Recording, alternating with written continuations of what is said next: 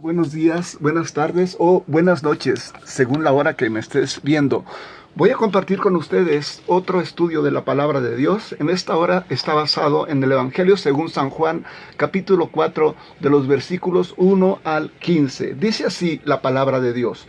Cuando el Señor supo que los fariseos habían oído decir, Jesús hace y bautiza más discípulos que Juan, aunque en realidad Jesús no bautizaba, sino sus discípulos, salió de Judea y se fue otra vez a Galilea. Le era necesario pasar por Samaria, así que fue a una ciudad llamada Sicar, la cual está junto a la heredad que Jacob le dio a su hijo José. Allí estaba el pozo de José, y como Jesús estaba cansado del camino, se sentó allí junto al pozo. Eran casi las 12 del día. Una mujer de Samaria vino a sacar agua, y Jesús le dijo, dame de beber. Y es que sus discípulos habían ido a la ciudad para comprar de comer. La samaritana le dijo, ¿y cómo es que tú, que eres judío, me pides a mí de beber, que soy samaritana? Es que los judíos y los samaritanos no se tratan entre sí. Jesús le respondió, si conocieras el don de Dios y quién es el que te dice, dame de beber, tú le pedirías a él y él te daría agua viva. La mujer le dijo, Señor, no tienes con qué sacar el agua y el pozo es hondo, así que ¿de dónde tienes el agua viva? ¿Acaso eres tú mayor que nuestro padre Jacob, que nos dio este pozo, del cual bebieron él, sus hijos y sus ganados? Jesús le respondió, todo el que beba de esta agua volverá a tener sed, pero el que beba del agua que yo le daré no tendrá sed jamás. Más bien, el agua que yo le daré será en él una fuente de agua que fluya para vida eterna. La mujer le dijo, Señor, dame esa agua para que yo no tenga sed, ni venga aquí a sacarla. Hasta ahí la palabra de Dios. Bueno, es una observación. No solamente voy a usar versículos de este pasaje, sino algunos otros de este mismo capítulo, Juan 4. Bueno, y el mensaje o el estudio de hoy se llama No tendrás sed jamás. No tendrás sed jamás. Bueno, y en este pasaje vamos a tocar tres puntos. El primero, Jesucristo siempre tiene un propósito. Bueno, punto número 2, Jesucristo se relaciona con los indignos.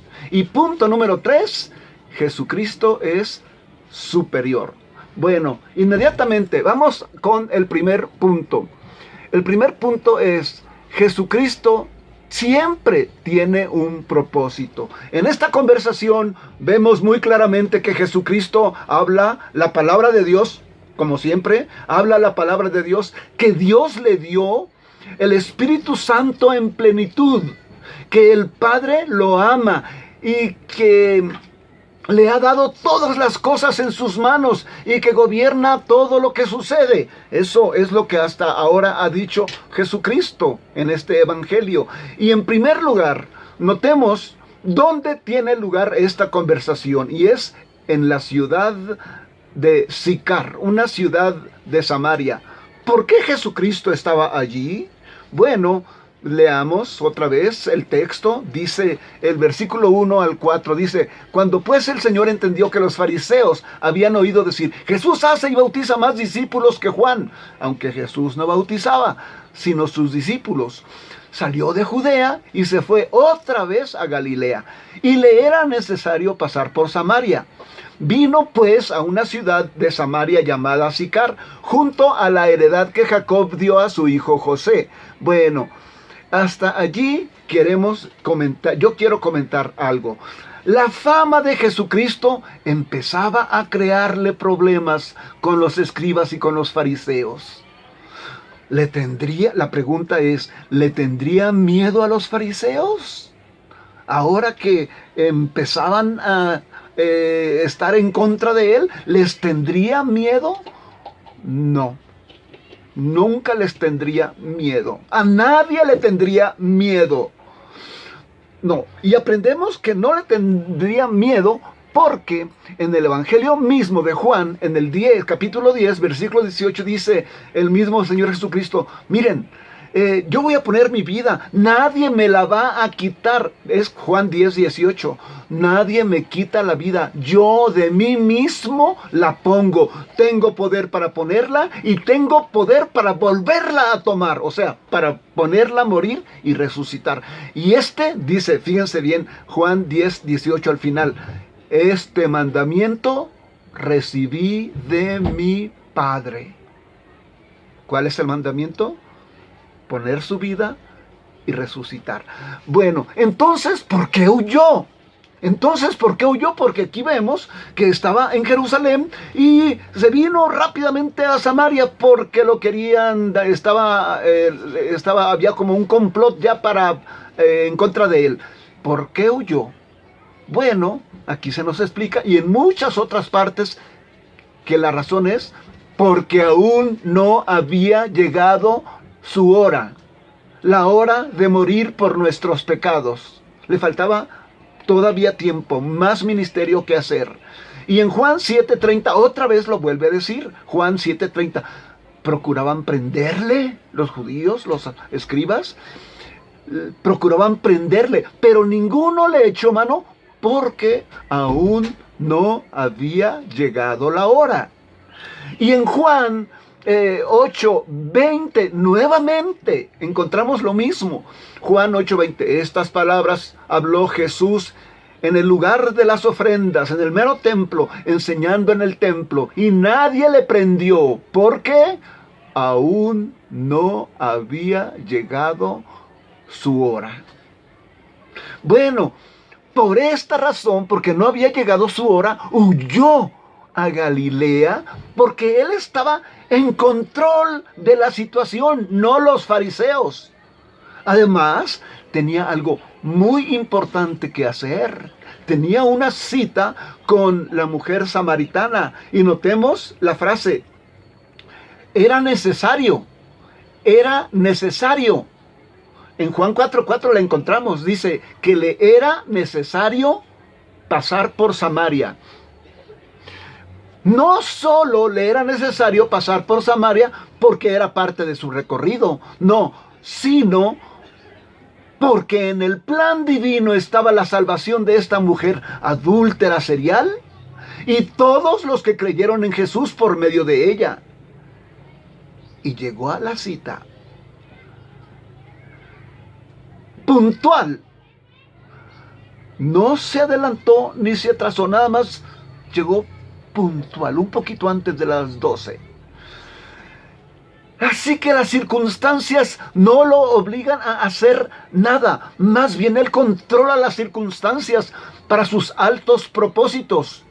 Así pues, aprendemos que cuando llegó la hora, al final de su ministerio, cuando llegó la hora, Jesús cumplió con otra cita, la cita con la cruz, con su muerte, para expiar nuestros pecados. Conclusión, Jesucristo siempre tiene un propósito y lo lleva a cabo a tiempo de Él, no de nosotros. Bueno, con eso hemos agotado el punto número 1. Jesucristo siempre hace sus cosas con un propósito. Punto número 2. Jesucristo se relaciona con los indignos. En Juan 4:18 le dijo a la mujer samaritana, 5 maridos has tenido y el que ahora tienes no es tu marido. Bueno, era una mujer pecadora, una mujer adúltera. Toda la gente evitaba relacionarse con ella.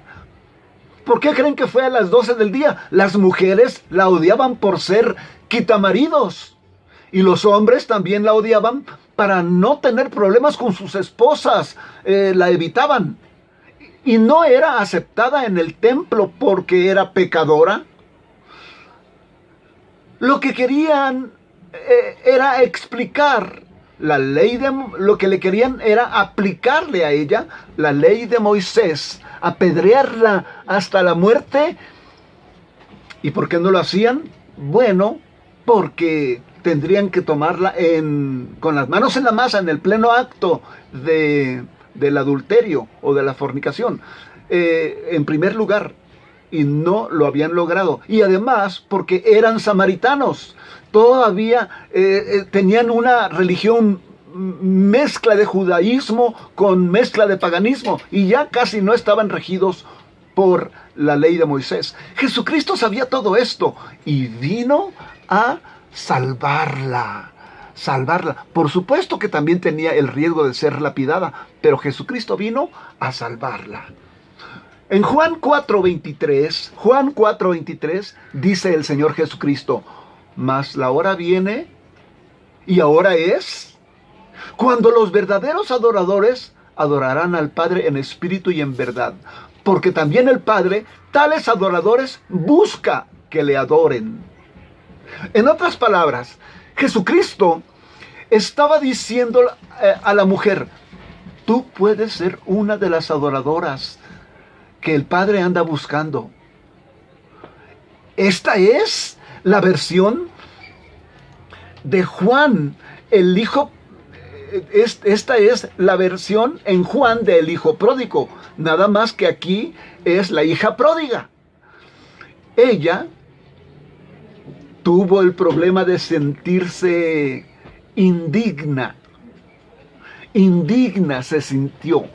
Ahí en Juan 4:9 dice: la mujer samaritana dijo: ¿cómo tú, siendo judío, me pides a mí de beber, que soy mujer samaritana? Porque los judíos y samaritanos no se tratan entre sí. Indigna de que Jesucristo estuviera hablando con ella, o ella hablarle a Jesucristo. ¿Por qué había separación entre judíos y samaritanos? Bueno, en la historia pasada, en el año 722 antes de Cristo, los asirios invadieron Samaria, tomaron sus gobernantes. Los samaritanos se mezclaron con los asirios y perdieron su pureza como nación. Y lo más grave es que también hubo un sincretismo religioso, a tal grado que construyeron un templo rival al de Jerusalén, en el monte Gerizim, con otro sistema sacerdotal, y por eso eran considerados apóstatas y heréticos. Bueno, la Biblia nos dice que cuando se encontró Jesucristo, cuando llegó Jesucristo al pozo de José, era la hora sexta, o sea, las 12 del día, a mediodía. Era la hora de la cita. Jesucristo allí puntual. Y Jesucristo envió a sus discípulos a comprar comida a la ciudad de Sicar. A todos los envió a comprar comida de los impuros.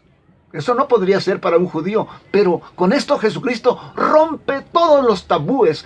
Él quería quedarse solo con su cita y se sentó en el brocal del pozo a esperarla, y era para que fuera inevitable el encuentro con Jesucristo. Y cuando llegó, le pidió agua de su cántaro, sabiendo que era mujer, que era samaritana, que era impura, que era herética y que era de malísima reputación. Todos los tabúes los rompió. Jesucristo le dice que el Padre la busca para hacerla verdadera adoradora en espíritu y en verdad. En Juan 3:17 dice el Señor Jesucristo: porque no envió Dios a su Hijo al mundo para condenar al mundo, sino para que el mundo sea salvo por él. Entonces a la mujer samaritana le quedó claro esto: porque Dios te mandó a su Hijo Jesucristo, el que está junto a ti, frente a ti, para no condenarte, sino para que tú seas salvo por él. Rompió pues todos esos tabúes de todos los siglos o del siglo. Habló con una mujer samaritana, adúltera, herética y de reputación horrible. El único vaso disponible era el de esta mujer. ¿Qué enseñó Jesucristo a sus discípulos que en esos momentos llegaron y lo vieron? ¿Y qué nos enseña a nosotros? a no ser orgullosos, a no ser racistas, discriminadores, enojones, criticones, avariciosos, mundanos, miedosos. Y lo más importante, Jesucristo está buscando una relación personal con nosotros, aunque no la merezcamos, porque somos indignos, porque Jesucristo se relaciona con los indignos para salvarlos, para salvarlos. Y en Efesios 2:12 dice así, Efesios 2:12 al 14 dice, ustedes también, hermanos cristianos de Éfeso, ustedes también en otro tiempo estaban sin Cristo, alejados de toda la ciudadanía de Israel, ajenos a los pactos de la promesa, sin esperanza, sin Dios en el mundo. Pero ahora en Cristo Jesús, ustedes que en otro tiempo estaban lejos, habéis sido hechos cercanos por la sangre de Cristo, porque Él es nuestra paz, que de ambos pueblos, los judíos y los gentiles, hizo uno, derribando la pared intermedia de separación. Eso es la obra que vino a hacer Jesucristo. Y con esto terminamos también el punto número 2, que es Jesucristo se relaciona con los indignos. Y pasamos rápidamente a nuestro último punto, que es Jesucristo es superior. En Juan 4:10 dice Jesucristo a la mujer samaritana, si conocieras el don de Dios, ¿y quién es el que te dice dame de beber? Tú le pedirías y Él te daría agua viva. ¡Oh, qué promesa del Señor Jesús! Y quiero decirte que no fue hace 2010 años, 2019 años. No, fue también para ti y para mí, para el día de hoy. Si supieras el don de Dios y quién es el que te dice dame de beber, tú le pedirías y Él te daría agua viva. En otras palabras, Jesucristo le estaba diciendo a la mujer, que Dios te abra los ojos para que sepas con quién estás hablando o quién es el que te está hablando. Te está hablando el Hijo de Dios, el que trae el don de Dios, el que te está ofreciendo en este momento agua viva. Juan 4:11 dice, la mujer le dijo, Señor, no tienes con qué sacarla y el pozo es hondo. ¿De dónde pues tienes agua viva? Esta es una imagen de la ceguera espiritual para no reconocer a Jesucristo. Esta es una imagen, este es un modelo de todas las personas que hay en el mundo para no reconocer a Jesucristo, aunque esté junto a ellos, aunque les hable, aunque esté con nosotros, aunque nos esté hablando. Los teólogos le llaman a esta ceguera, a esta situación, la total incapacidad humana. Es una doctrina calvinista. Bueno, en Juan 4:12 al 14, la mujer le dijo, ¿acaso eres tú mayor que nuestro padre Jacob, que nos dio este pozo, del cual bebieron él, sus hijos y sus ganados? Y Jesús le respondió, cualquiera que bebiere de esta agua de este pozo, volverá a tener sed, mas el que bebiere del agua que yo le daré, no tendrá sed jamás, sino que el agua que yo le daré será en él una fuente de agua que salte para vida eterna. Bueno, en Jeremías capítulo 2, me acuerdo perfectamente que hay una profecía de que Dios le dijo a Jeremías que su pueblo lo había dejado por andar siguiendo a ídolos paganos, y les dijo que eran todos esos ídolos paganos, todos esos sistemas paganos de religión, eran cisternas que no contienen agua, cisternas rotas que no contienen agua, y la gente buscando saciar su alimento, su sed espiritual, en esos ídolos, y no encuentran satisfacción. Bueno, la respuesta directa de Jesucristo a esta pregunta de la mujer: ¿acaso eres tú mayor que nuestro padre Jacob? Sí, amable dama, soy superior a Jacob, y mi regalo también es superior. Jacob les dio esta agua, mi regalo también es superior. Mi agua también es superior. Mis hijos y mis hijas también son superiores al mundo. Nunca mueren, nunca mueren, tienen vida eterna. Notemos las características del agua que ofrece Jesús. Uno, es un don de Dios. Un don de Dios. No lo podemos obtener ni merecer. Es un don, regalo. También dijo Jesucristo, bueno, si conocieras el don de Dios, bueno, es una agua viva. Otra característica, es una agua viva. Agua viva significa no estancada, es corriente que fluye, salida de un manantial pura. Bueno, es agua viva. 3, el que beba de esa agua no tendrá sed jamás. Tiene satisfacción plena de su alma, para que ya no busques en esta religión, en esta filosofía, en este código moral, en esta iglesia. No, para que ya no tengas sed espiritual jamás. Versículo 14. El que bebiere del agua que yo le daré, no tendrá sed jamás. Y entonces otra característica de esta agua es que se convierte en fuente. Se convierte en fuente, o sea, es continua, nunca para de fluir dentro de nosotros. Será en él una fuente, versículo 14 dice, Juan 4:14, será en él como una fuente de agua. Esta agua de vida salta para vida eterna, salta para vida eterna, da vida eterna. Esta agua, y Jesucristo es el agua. Notemos que la respuesta de Jesucristo es: mi superioridad resulta en tu salvación. Jesucristo es superior a cualquier religión, a cualquier líder religioso. Menciona a los que quieras: Buda, Mahoma, Confucio, Hare Krishna, el Dalai Lama. Es superior a cualquier religión. El hinduismo, el sintoísmo, el espiritismo, el mormonismo, cualquier otro ismo, no satisfacen. Son cisternas rotas que no contienen agua para tu alma. Dios te dice que el alma sedienta se acerca a todos ellos.